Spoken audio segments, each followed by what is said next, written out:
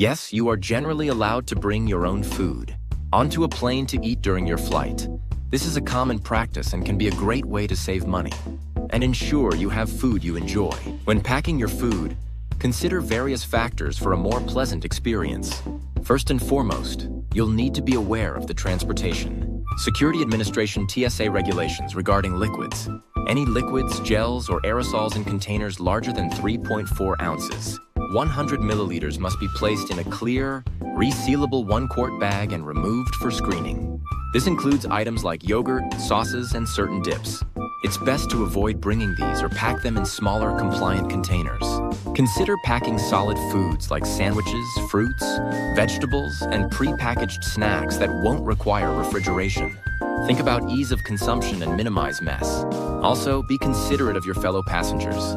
Avoid foods with strong odors that might be bothersome to others. The limited space on an airplane is another factor to consider. Pack your food in a way that minimizes bulk and is easy to store, such as in a small, reusable bag or container. Lastly, don't forget utensils, napkins, and any necessary condiments.